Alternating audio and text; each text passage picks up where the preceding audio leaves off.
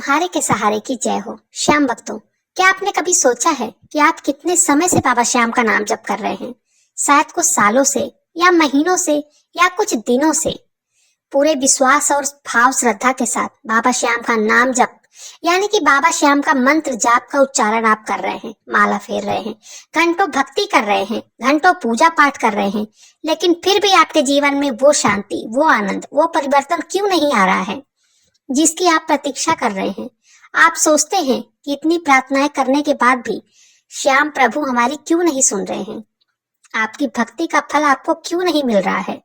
और तब मन में एक शंका होती है कि कहीं मेरी पूजा पाठ में कोई कमी तो नहीं रह गई है। यही सोचकर आप और ज्यादा पूजा करने लगते हैं और ज्यादा मंत्र जाप करने लगते हैं।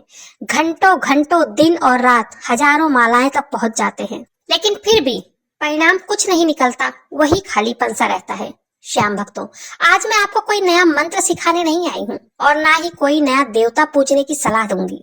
आज मैं आपको एक ऐसी बात बताने वाली हूँ, एक सबसे बड़ा रहस्य उजागर करूंगी जो हमारे शास्त्रों में सदियों से लिखा है, जिसे संत महात्मा जानते हैं, लेकिन सामान्य व्यक्ति उनकी आंखों से वो हमेशा ही छूटा जा रहा है। ये वही कड़वा सत्य है जिसके बिना चाहे आप करोड़ों बार नाम जाप कर लो, लेकिन उसका पूरा फल कभी नहीं मिलेगा।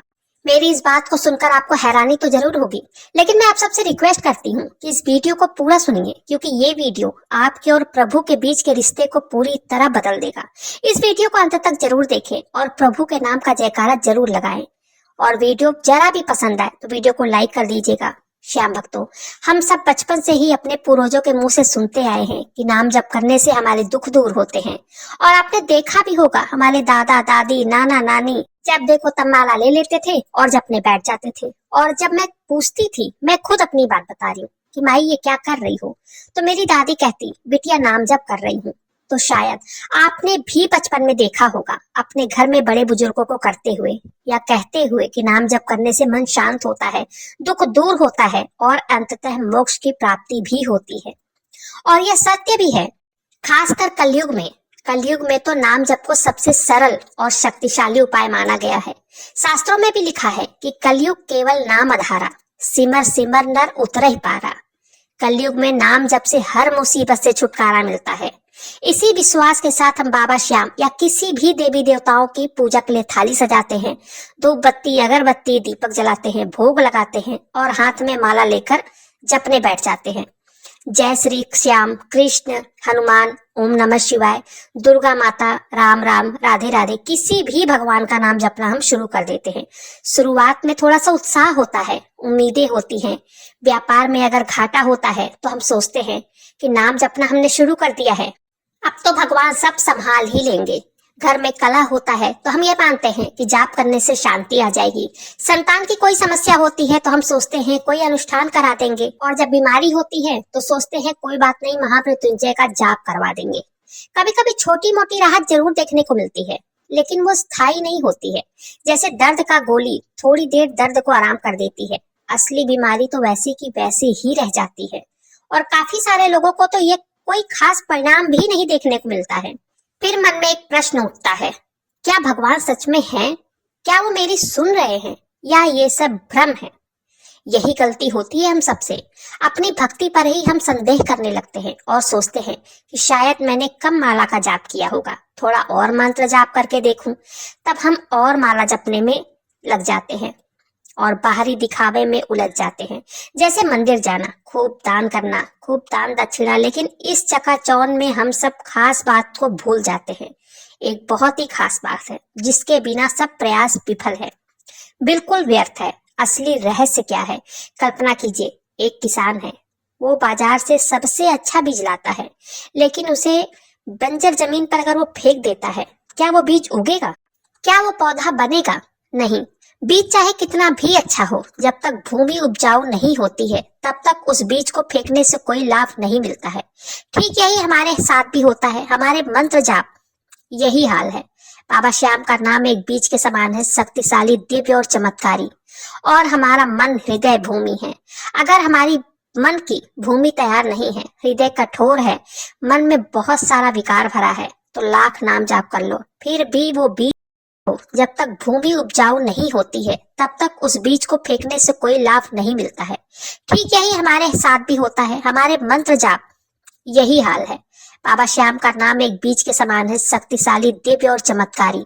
और हमारा मन हृदय भूमि है। अगर हमारी मन की भूमि तैयार नहीं है, हृदय कठोर है, मन में बहुत सारा विकार भरा है, तो लाख नाम जाप कर लो, फिर भी वो बीज अंकुरित नहीं होगा।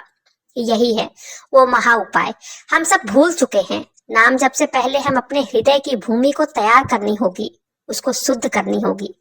अच्छा, अब आपके मन में ये भी सवाल आ रहा होगा कि हृदय की भूमि को कैसे तैयार करना है, वो कैसे तैयार होगी। सबसे पहले श्याम भक्तों, मेरी बात को समझने की कोशिश कीजिए। सबसे पहले आप देखें कि नाम जप के पीछे आपका भाव क्या है। क्या आप बाबा श्याम को केवल दुकानदार मान रहे हैं, या एक माला जाप करने के बदले मुझे नौकरी चाहिए, नवरात्रि के 9 दिन हम व्रत रख लेंगे, मुझे मेरा विवाह हो जाए, व्यापार अच्छा चलने लग जाए, मेरे बच्चे की सरकारी नौकरी लग जाए। एक व्यापार है ये, प्रभु की भक्ति नहीं है। भगवान प्रेम के भूखे हैं, सौदे के नहीं।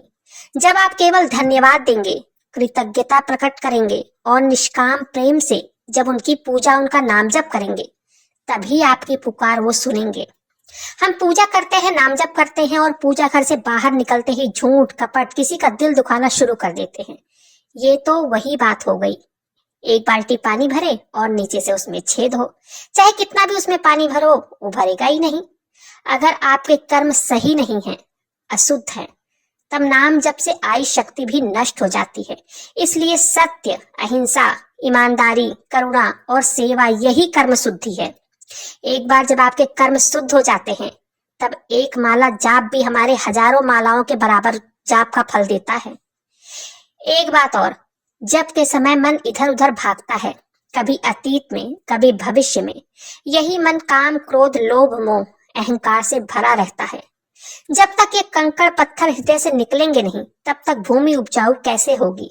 इसका उपाय है, मन शांत करके अपने भाव से, अपने मन से पूछिए कि क्या मैंने कभी किसी का दिल दुखाया है, क्या मैंने किसी से ईर्ष्या की है। धीरे धीरे आप अपनी कमियों को पहचानने लगेंगे और सुधारेंगे भी। इसी के साथ अपने अंदर क्षमा का भाव रखिए, दया का भाव अपनाइए। किसी को भी क्षमा करने से आपका मन अपने आप ही हल्का होगा और निर्मल हृदय में ही प्रभु का वास होता है। श्याम भक्तों, ये 3 चीजें हमेशा याद रखनी चाहिए, भाव, कर्म, मन की शुद्धि। जब ये तीनों चीज मिल जाते हैं ना, तब नाम जप एक शब्द नहीं रह जाता है। हर नाम के साथ आपके अंदर एक दिव्य ऊर्जा का संचार होने लगता है। सांसें भी ईश्वर के नाम से भरने लगती हैं। इसे कहते हैं अपजा जाप। जब जाप अपने आप चलता है, उस समय आपको प्रभु से मांगना नहीं पड़ता, वो बिना कहे सब दे देते हैं। तब आपको शांति बाहर ढूंढनी नहीं पड़ती, शांति आपके भीतर ही चमकने लगती है। आपका चेहरा चमक उठता है, बोली में भी मिठास आ जाती है और आप स्वयं ही प्रेम और आनंद का स्रोत बन जाते हैं। श्याम भक्तों, जब भी अगली बार आप पाला उठाएं तो खुद से पूछें, क्या मेरा हृदय शुद्ध है, क्या मेरे भाव शुद्ध है, क्या मेरे कर्म और मेरा मन निर्मल है। यदि नहीं तो बिल्कुल परेशान न हो, आज से ही इन तीनों शुद्धियों पर काम करना शुरू कर दीजिए। देखिएगा, रास्ता लंबा है, कठिन भी हो सकता है थोड़ा, लेकिन हर कदम आपको आपके प्रभु के और निकट ले जाएगा। ये एक बात और याद रखिए, बाबा श्याम आपके माला के दाने नहीं गिनते, वो आपके भावों के गहराइयों को देखते हैं। जब आपका हृदय निर्मल हो जाएगा, तब आप एक नाम भी जो जपोगे वो भी पर्याप्त होगा। वही एक नाम आपके पूरे जीवन को बदल देगा और आपको वही देगा जिसकी आपकी मनोकामना हो, जिसको आप चाहते हो। शांति, प्रेम और सुकून। जीवन कभी भी सीधी रेखा की तरह नहीं होती है, ये लहरों की तरह ऊपर नीचे, ठहराव और तूफान। कभी कभी इंसान सोचता है, मैंने इतनी मेहनत की फिर भी किस्मत साथ नहीं दे रही है, तो क्यों नहीं दे रही है। असल में ये सब इसलिए होता है क्योंकि आत्मा पुराने कर्मों का बोझ उठाकर आई है इस धरती पर, जिसे हम प्रारब्ध कहते हैं। जब तक हमारा प्रारब्ध नष्ट नहीं होगा, तब तक हम कितनी भी कोशिश कर ले, हमारा कोई काम नहीं बनेगा।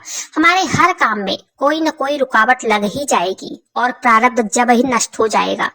नाम जप बाबा श्याम का एक नाम जप महामंत्र है, जिसे श्रद्धा, शुद्ध विचार, साफ मन और भाव भक्ति के साथ लेने से, जपने से व्यक्ति के प्रारब्ध कटने लगते हैं। और जब प्रारब्ध नष्ट हो जाता है, तब होता है व्यक्ति का भाग्योदय। श्याम भक्तों, हमारे हर विचार, हर काम, हर कामना एक बीज की तरह होती है। पैसा